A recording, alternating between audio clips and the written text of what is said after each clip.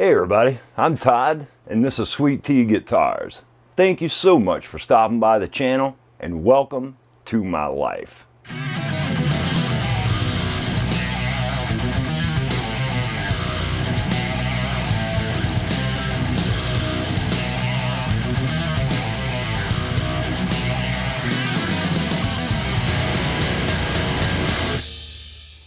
In the last video for the 7 of 9 build, I had wiped on a complete coat of dark brown stain on this guitar. I'm about to sand this back. We're going to start working on the fade. One thing I want to do before we get back rolling, I want to take this over to the spindle sander, get this cleaned up. I've got just a little uneven wood right here on the sides where I cut that tab off and didn't do a very good job sanding it. So I need to spend a little bit more time here. Once we get that done, I'm going to flip this upside down. We'll sand this back at 320, get most of this stain gone. I'll hand sand up in this cut right here and get this like I want it. Then we'll shift our attention back to the front of this guitar. I don't know how well you guys are going to see it. You can see it right there. I got a glue line issue. As I'm sanding this back, I think I'm going to take a paper towel dampened with a little water once I get this sanded and see if I can't get that glue line cleaned up. If that won't work, I'll use some 400 by hand and just work until I can get that feathered away. Let's get over here to the spindle sander. 3/4 inch drum on the sander. I've got 150 grit sandpaper on that drum, and we're just going to work this one little area out right here. The rest of this I'm pretty happy with. I got that pretty good with the spindle sander. We got a bunch of hand sanding left to do anyway. We're really just concerned about this spot where it takes that dive and then over the top of this upper area here. The rest of this guitar is actually in really good condition and ready for finish pretty much. If it's not, it will be after we get through with the hand sanding. So let's just get on this.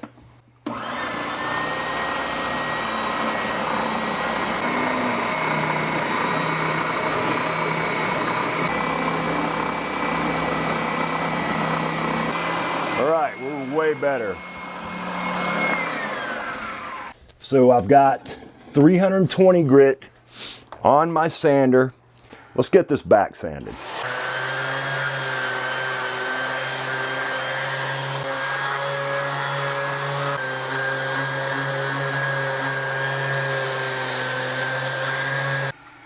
So there we go. Let's work on this area right here a little bit and see if we can't get that cleaned up. I've got a slightly used piece of 180, or 80, I'm sorry, right here. And I just want to get down in this corner, get that stain gone and any file or sanding marks that we had left. And I also want to roll this edge. Thank you guys so much for stopping by today. This makes it so much more worth it when I've got people to share my journey with. It's become like a really, important part of my life. Now I'm going to do some carving right here, so I'm not too much worried about this shape quite yet. Same thing here. Let's round this over. I want that nice and comfortable. I'm still considering chamfering. Actually, let's go ahead and do that. I want to chamfer this in right here to match the front. I'm going to take my half round Niwasaki.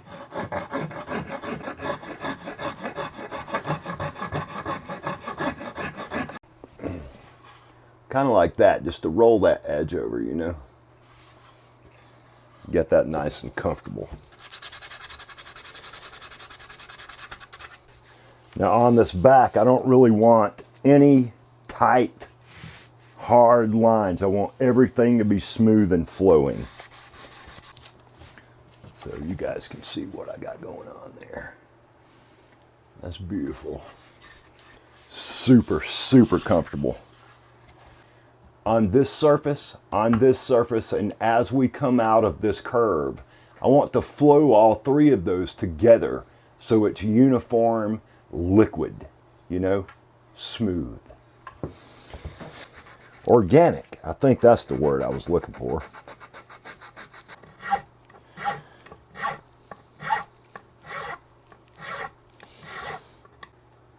You know, obviously I need to sand it, but that's what I'm talking about.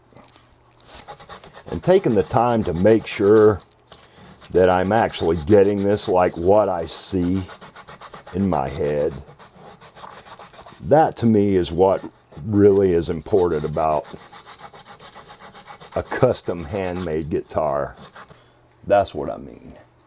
This little area right here, I want that to disappear into each other, you know? So it's all like one thing. This is art, you know? I mean, it just is. Sanding against the grain and going around the edge with your finger like I just got through doing. You have to make sure that you go back over it with a flat block. Especially if you're doing a gloss finish on a body. You will be able to see that little trench you've created by going around in here. Knowing how this stain's going to take to a body that's sanded to 320, we're going to re-sand this body at 320. This is a slightly used piece, and I'm going to get most of this brown out of here. What I really wanted to accomplish by using this brown was just to highlight this grain. Brown just blends better with the earthy colors. Let's, I'm going to put a mask on, you guys, even though we got the vacuum. I can see dust flying around here in the air. Let's get the front of this body sanded so we can make some progress on this and get this done.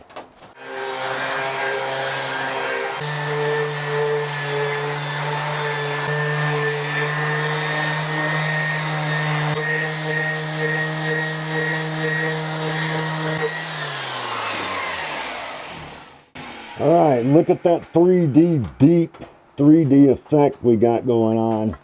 That is so beautiful. I'm going to switch over to 400 grit at this point, and we're going to start sanding all the way around here. I'm going to hit the top with 400 as well, and we'll take back some more of this stain. As you can see, I'm back down to that amber and that honey color at this point, and we've gotten rid of most of the dark brown.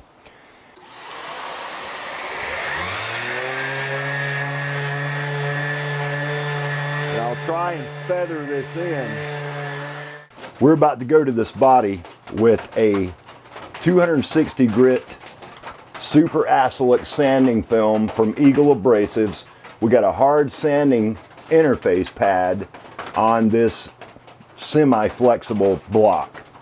We're just going to get after this, you guys. I want to get the top first, and then we're going to start to work on the sides and make sure everything's like we want it. So even though I just went over this with 400 grit on the random orbit, I usually do not go backwards in grit. But I'm not doing this for anything other than to get my stain to do what I want it to do once we start to go to this thing back to this body with color. I'm after a certain look on this guitar.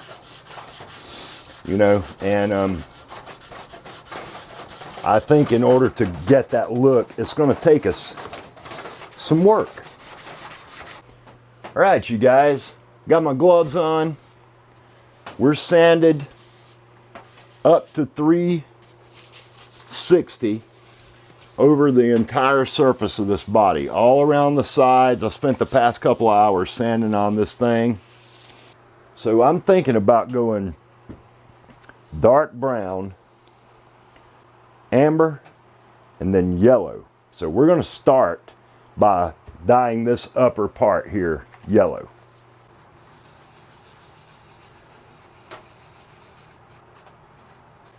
We're going to hit that one more time.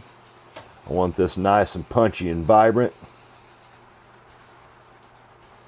Now we're going to go to amber. I think I'm going to use Angelus honey for this. See, this is a little bit deeper. And we can carry this honey all the way to the bottom. I may actually do the back and the sides in this honey color. Lovely. And I love the color that's created on the maple, the mahogany, and the ash by using that honey. It really looks really good. We're going to see what the brown does for it.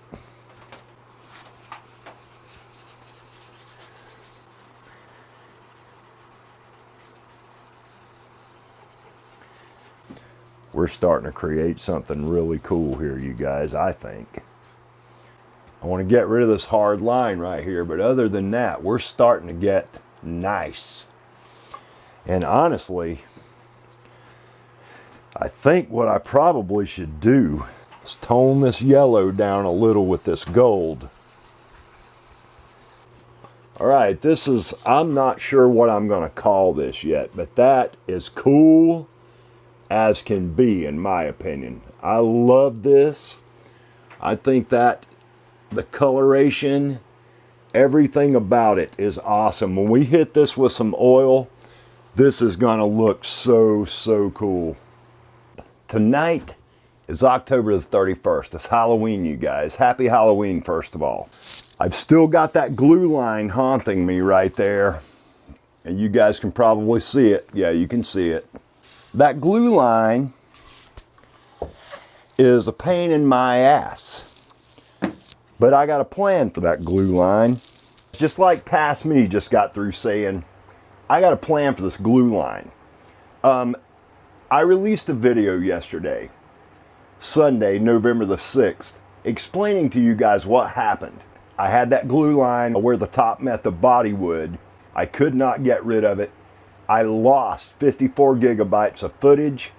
All that footage was me carving and sanding that body by hand, getting it up to the point to where it was ready to stain again. We're going to pick back up on that in just a moment. I just wanted to stop and let you guys know that I apologize.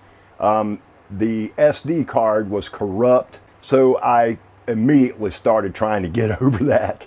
And I eventually came to the point where I was like, all right, well, yes, it did contain the carving footage, but you guys don't want to watch me sand all night anyway, and I guarantee you at least half of that footage that I lost was me hand sanding. It would have ended up edited out of the video regardless. I just left off where I was about to start sanding all the finish off the body. From that point to the point you guys are about to see is where I lost the footage. I just wanted to apologize and let you guys know what happened. I have got to get prepared for the collaboration build that I'm doing with Gio from Tornelli Guitars. That's coming up here on the channel really soon. That's my next build. So I really need to get 7 of 9 out of the shop, up to the house, let it hang for a week or so, do a setup on it, and deliver it to Wes. Anyway, let's get back rolling on this guitar, you guys.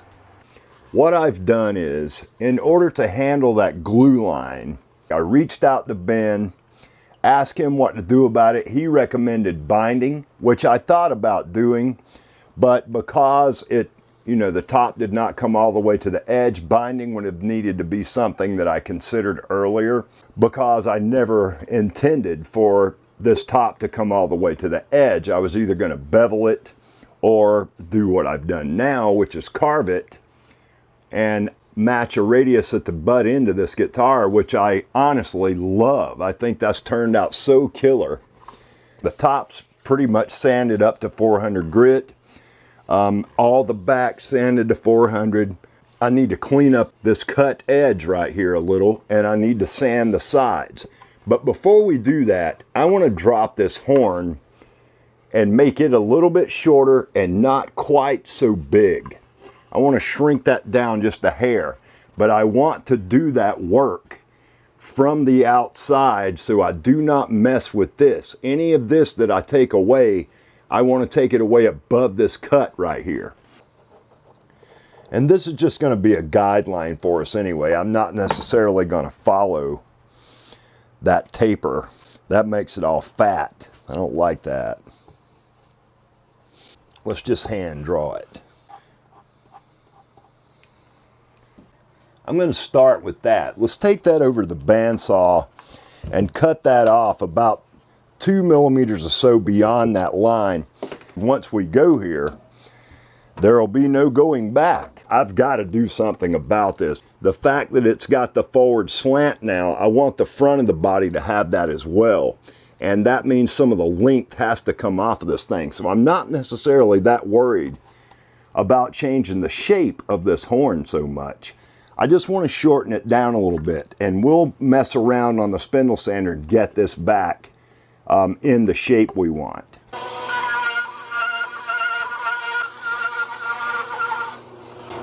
That's going to do it. So obviously the cut's rough, but that's going to do it right there. That gives us what we need. Let's just get after it, you guys. There's nothing to do but to do it.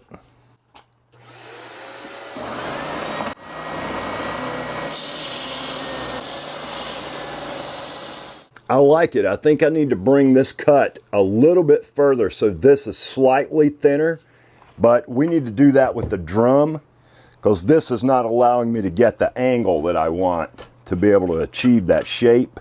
Let's get back on this. All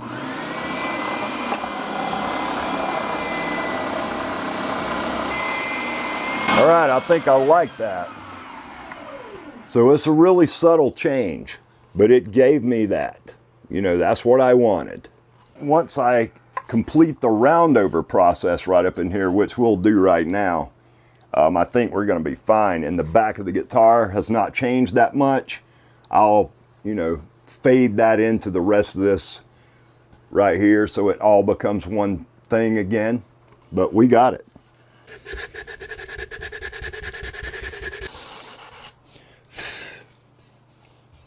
All right, that looks pretty dang good. So that's what we're looking at. That's what I was shooting for. So we got some cleanup sanding we need to do right here on the side, but I don't feel any major ripples or anything. That should be pretty quick to take care of. We'll have to take care of this down in this cutaway where the spindle sander left those scratches, but that shouldn't be that big of a deal either. This is turning out to be a really fun guitar, you guys. I mean, it's thrown me some curveballs, absolutely, as they all have, but I am really enjoying this build. It makes me feel really good to know that I've been able to overcome this problem with a decently creative fix for it. So, you know, that to me is growth as a builder in this, and I'm really happy about that.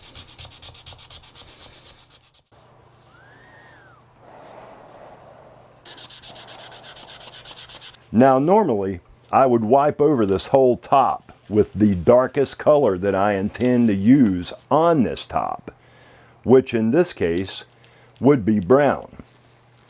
But I noticed the other day we didn't really require it.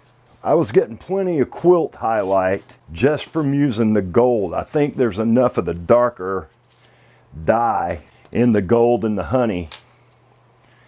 And then as we rub the brown into the rest of these colors, you know, the rags are going to pick up a little of that regardless of what we do. Let's do the back first. I'm going to rub this whole back down with this gold. I'm going to catch all this with the gold. All right, that looks really good. I'm going to cap the gold because we're not going to need it again for a minute. Let's move to the honey.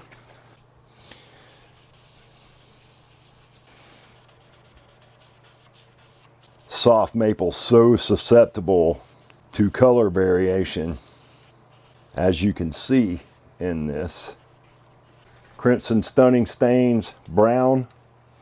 I've decided to use it as opposed to the Angelus dark brown leather dye.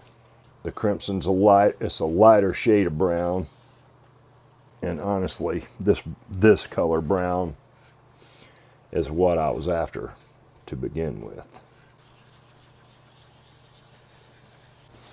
I'm going to take some yellow. We're going to rub down in the center, not too far out.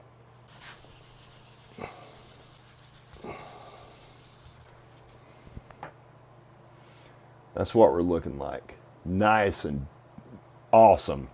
I don't know what else to say about it, you guys. It looks cool.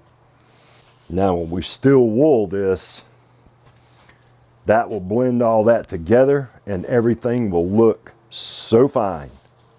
Okay, we're going to do the same thing on this side, except I'm going to use less honey.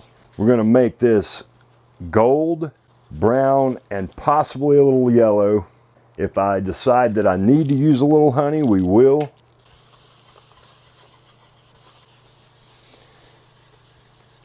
I'm going to hit this with one more coat of that gold all over. And as you can see, when we hit it with that second go, it really starts to highlight that grain in the quilt. What I'm going to do now is use the yellow to blend out just a little of that gold in the middle. So like right here, we'll come down into this area. I just want this yellow to serve as a blender and brighten that gold up a little bit, which it's absolutely doing.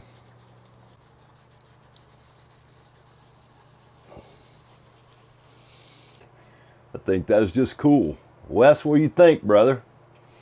I'm calling it right there, you guys. I'm not putting another drop of stain on it. It looks delicious. There's where we are, you guys. It's beautiful. I love it. I hope you guys like it too. I'll come down tomorrow after work. We'll rub this back, first of all, with some quadruple aught steel wool. And then we are going to apply a coat of Danish oil on this guitar. I showed you guys in my brief explanation video that I released today about what was going on with 7 of 9. This is Nordic Danish oil. I doubt very seriously there's any product on the planet that can outdo Osmo Pollux oil when it comes to hard wax oil. It is the stuff. If I end up unhappy with the gloss level that I'm able to get with that Danish oil on this body, then Osmo it will be. You know, I'll start to top coat this with Osmo. There's nothing in that Nordic Danish oil that would lead me to believe that Osmo will have any problem whatsoever being compatible with it. Osmo builds like nothing I've ever seen in the oil-based range. Osmo polishes up to a gloss like nothing I've ever seen in an oil-based hard wax finish. So Osmo's my go-to stuff, you guys. I'm just playing around in here trying to figure out what I want to use going forward. Worst case scenario, if I'm not happy with this as a finish, I will use up the rest of this liter bottle as a sealer coat for the Osmo, which will save me Osmo in the long run anyway.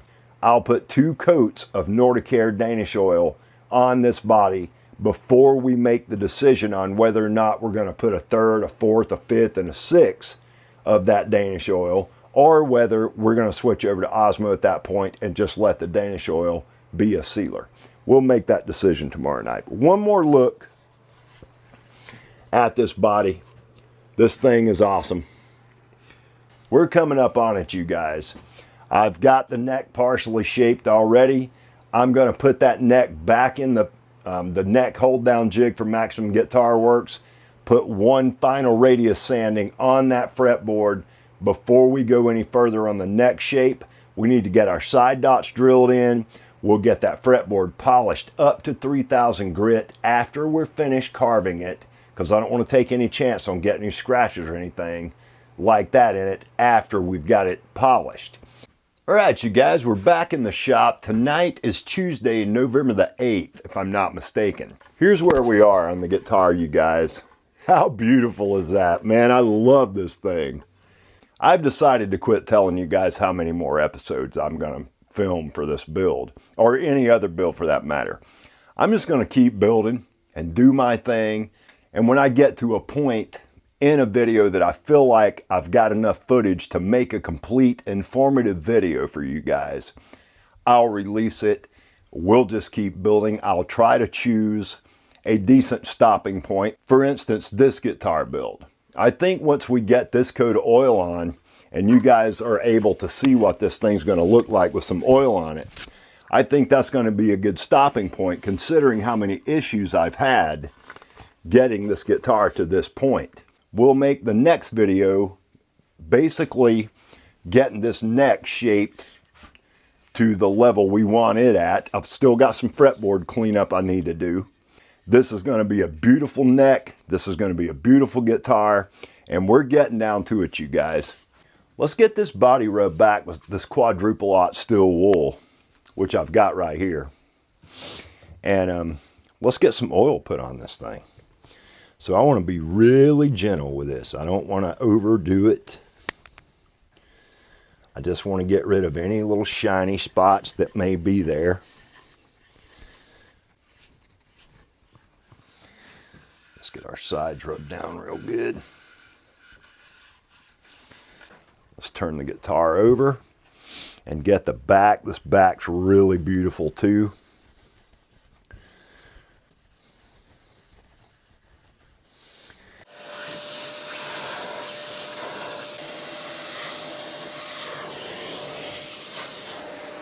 All right, I think we're pretty good. I've been looking forward to this all day long. We're going to catch the back first. So I've already mixed this up really well.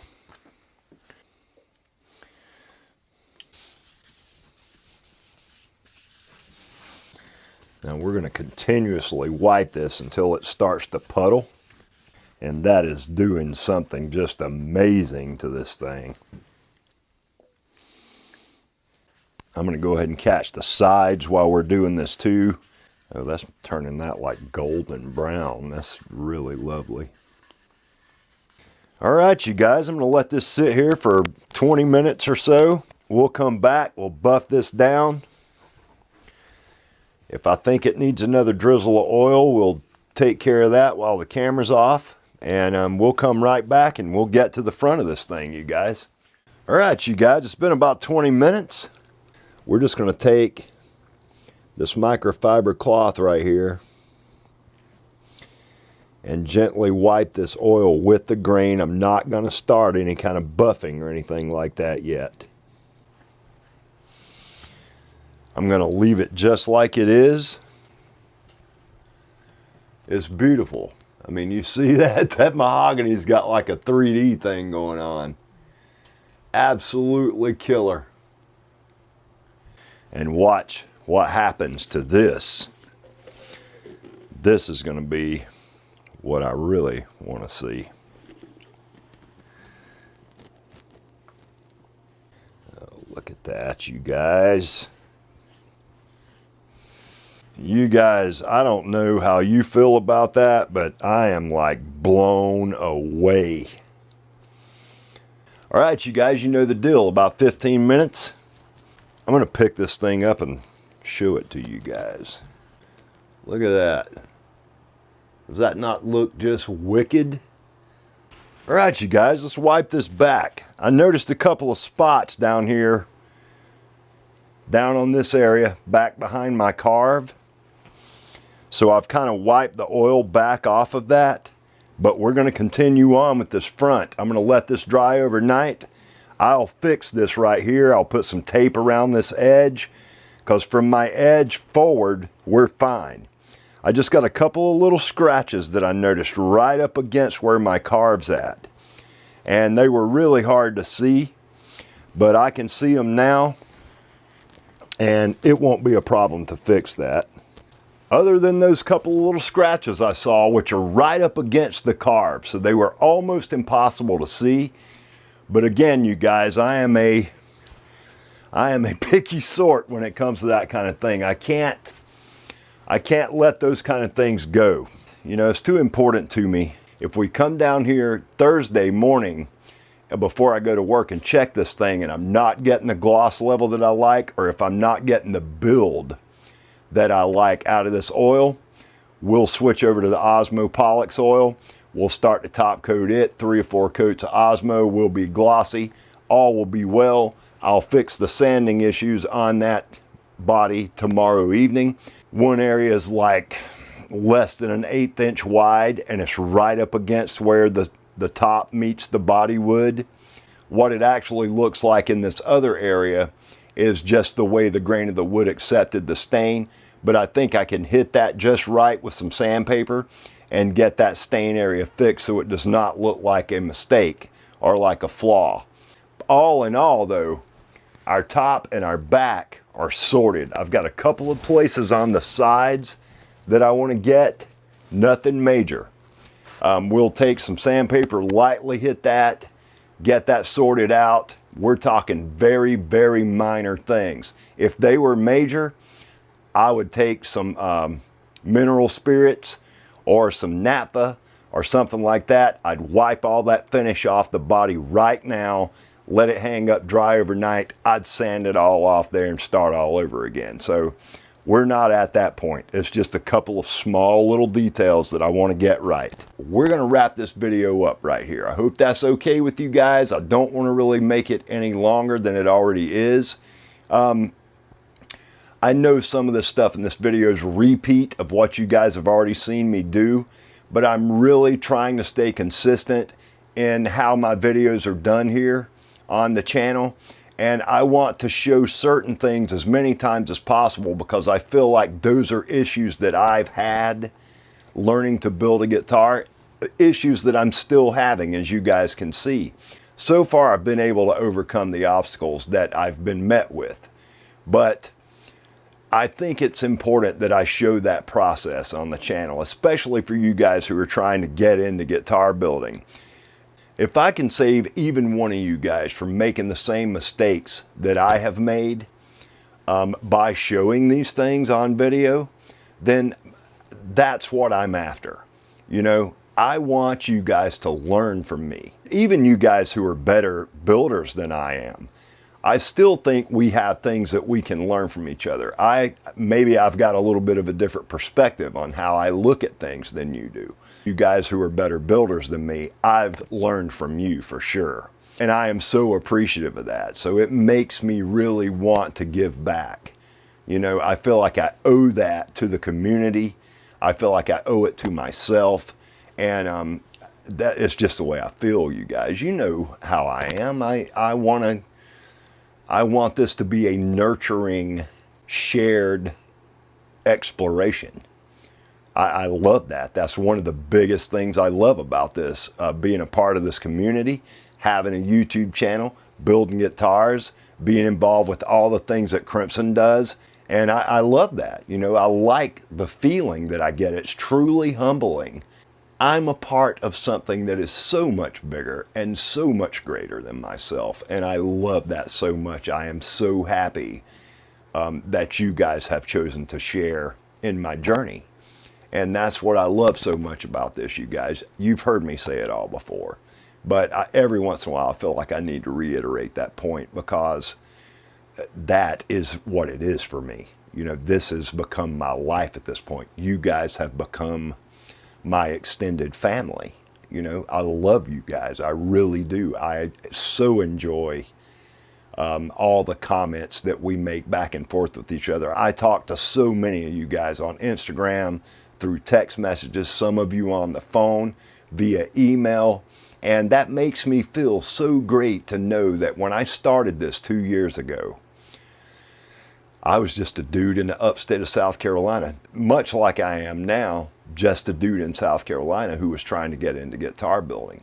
Now that I've spent this time and I've learned a few things and I've learned about who some of you guys are, it's expanded my whole vision of what I want this to be in the end, and going forward. You know, I don't really see an end to this, so to speak, but it's expanded on the original idea I had when I first got into this. It's become so much more important to me to make sure that I'm staying right with the community.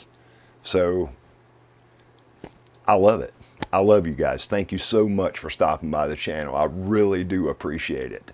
I'll see you guys in the next video.